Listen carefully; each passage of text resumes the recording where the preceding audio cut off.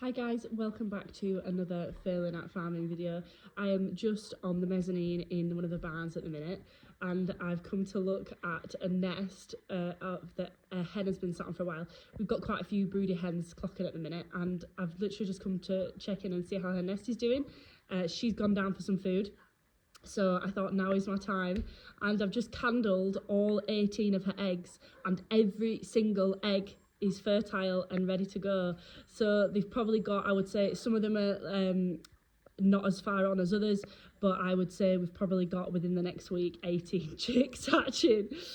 Candling is when we shine a light through the egg and you're able to see like what stage they're at, so you can either see like veins and dot, or you can progress right through until you've just got like the shadow with a tiny oxygen pocket at the top, and that's sort of where we're at now. That oxygen pocket is reducing, so we are getting closer and closer to hatching, so very exciting. So that will be really, really nice. In this same video I'll hopefully be able to show you them.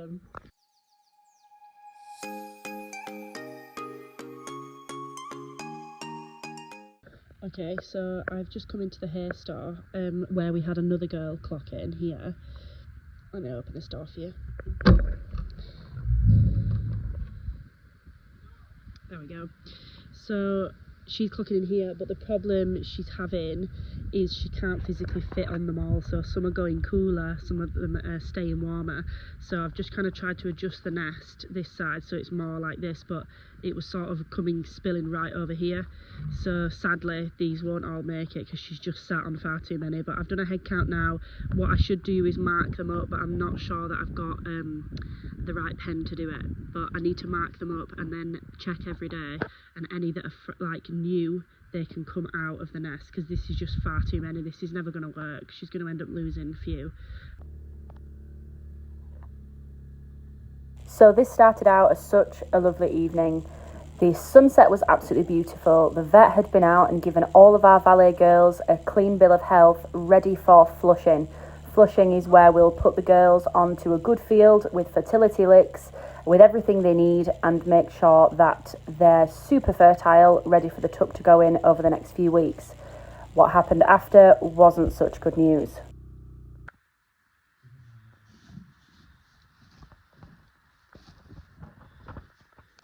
The worst news that our beautiful Valais Tup, Lorcán, this is a homebred Tup, and he has severe Flystrike in just one of his legs.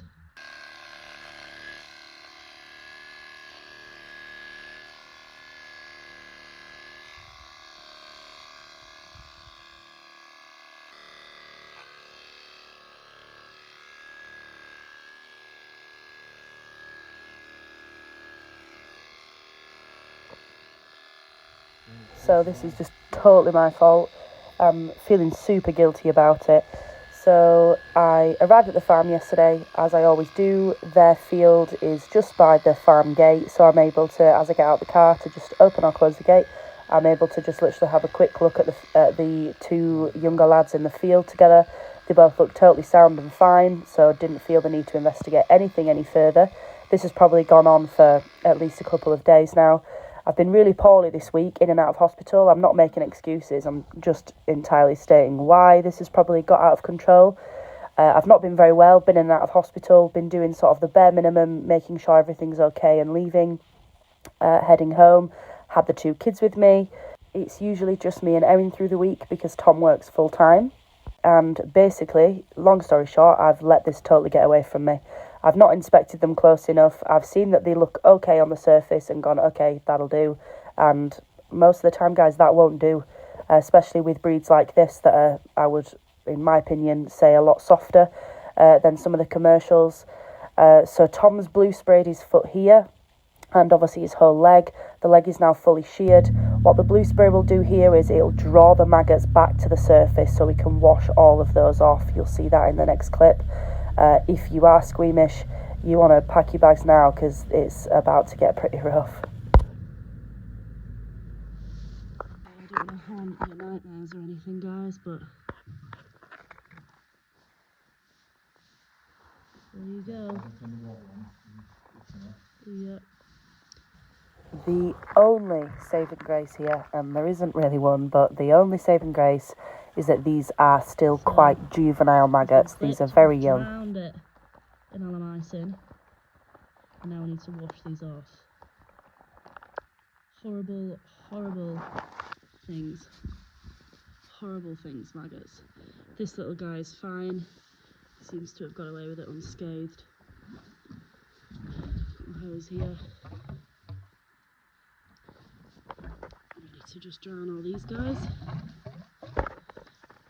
So I just thought I'd include this image here as a stark reminder of how fast Flystrike can actually progress. So from laying the eggs to that first larval stage, which you can see on Lorcán's legs there, we're actually looking at under 1 day, so under 24 hours from the fly landing on the sheep, laying the eggs to that first larval stage. At that stage, the larvae don't necessarily carry teeth, which means they can't particularly drill into the sheep. It's that second stage, which is just 1 more day after that. So 2 full days, and that's it. These guys are drilling into your sheep. 1 day, and we're already riddled with maggots, as you can see there on Lorcán's leg. So this is the next day now. We've come back. The affected area has cleaned up really nicely. I'm not particularly concerned, but annoyingly, the flies, as you can see, are not for giving up. Something else I should mention here as well is that once the eggs have hatched into that first stage larvae, they release an odour which attracts other flies to come and lay further eggs on the affected sheep. So I've got some of this. I just grabbed some from Carl's Billington. We've got some maggot oil, and we're just going to have to hit him again because he's got more. So these have been laid overnight or today. Where are they? There, them little cluster there of eggs. So they're not leaving him alone. So he's going to have to come down and come in because I can't trust them and I can't afford to lose him to it. Somewhere in the yard.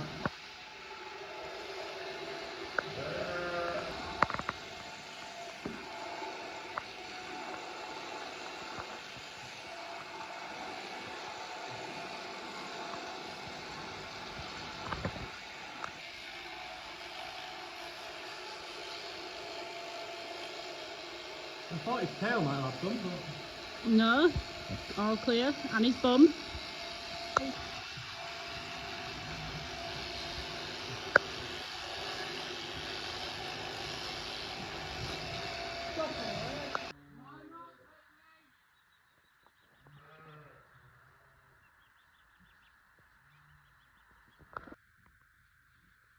So the girls have been given a clean bill of health from the vet, and it is about time we start thinking about tupping time for these girls.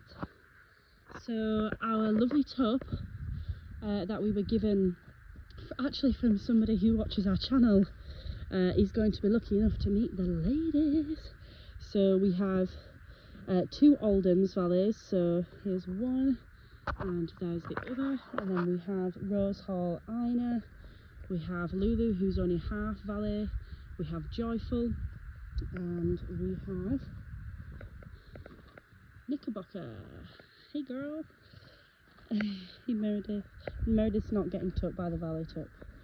They all do have funny shaven patches on them, but we had the vet come and scan everyone's lungs to check that everyone was breathing well, no signs of pneumonia or anything.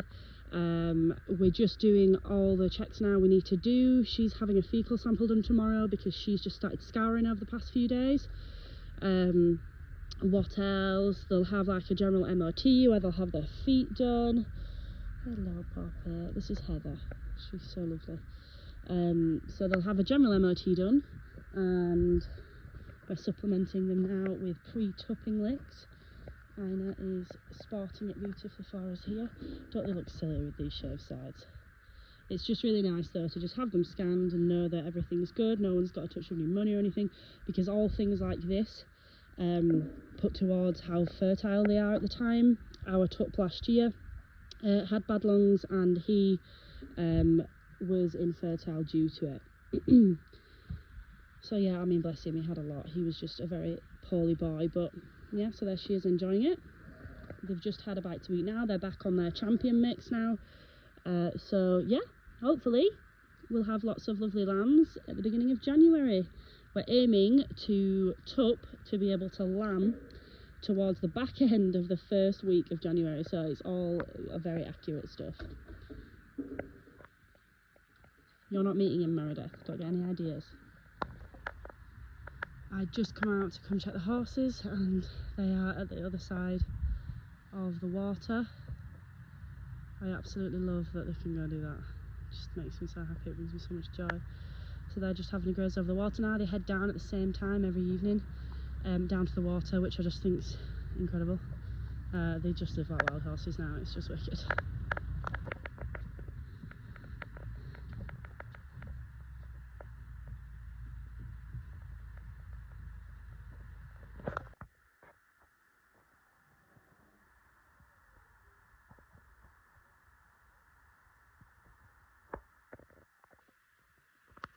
Okay, so the boys are now in here. Don't know if you heard that little teeth grind there. Sheep teeth grind when they're either a bit upset or a bit cross or a little bit in pain, which is good because he's got pain medication on board, so he should be feeling better soon.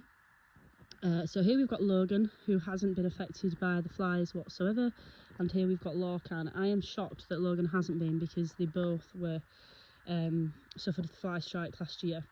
You've got dinner all over your nose. Come here, you big melon. Jeez. That's the problem with the champion mix. All they have to do is have a drink and then eat some champion mix, and they end up with crispy champion all over the face. So yeah, hopefully he's going to be okay. So tonight they've got this little corral area, and then they've got inside the barn, which I will actually show you because you're going to be so proud. I may have mentioned it in the past 3, 4, possibly even 5 videos, but today I finally came through. I have, and by I mean we, me and Aaron, have in fact finally looked out the barn. Yes. So they've got a little bed there, they've got a water bucket here, they've both just had some champion mix there, and they've both had a drink, so they know where the water is. So yeah, finally mugged it out. This was just getting pretty bad. So yeah, they've just got this for tonight. Tommy's staying over here tonight because he's doing some work in the house. There he is up in our bedroom. Don't know if you can see him. There we go, moving around up there. So he's doing some work in the house. Boys are going to stay in this corral bit so Tom can keep an eye on them, and just to keep them off that field where he's had Flystrike. So not to mention as well, the field that they've been on is the field that we are going to be using for the... Are you guys eating a packet of Oreos? That must be the kids. Apologies, I got sidetracked there. So the field that they have been on is some of our best grass at the minute, so that's what we're going to use to flush the ewes so that they get super fertile, ready for tupping. I don't know if I've made you a promise I can't keep here, guys. I have been waiting all week for these eggs to hatch in this nest, and still absolutely nothing is happening. Been candling every day and they're so ready to go. They're in position and ready, but no, nothing happening. They're still alive, everything's alive, so not sure why they're taking their sweet time, probably because they're sick of me going every single day and just checking if they've hatched. But yeah, here's the progress. Still all underneath there. Still up here on top of the mezzanine. Look how much better the barn looks now. Yeah, there's Mavis's potty. Looks so much better now. We've just started with the rain here, guys. It's just started to come down.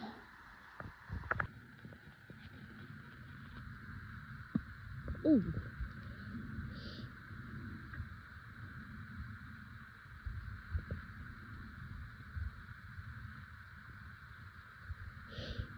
You two are absolutely ridiculous. That is ridiculous. That is completely ridiculous. You could have squashed him, Finn. If you landed on him, you'd squash him. Will you stop? I don't think we've ever actually showed any clips of the inside of the house. So this is from the bathroom window looking out across the back field where the horses were over the water. If you would be interested at all in seeing any of the inside of the house and the journey to making the house a home that's actually livable, then just shout, because we would love to share that part with you guys as well. Thank you so much for watching. As always, if you haven't, please like, and if you're not subscribed already, go for it. Thanks, guys.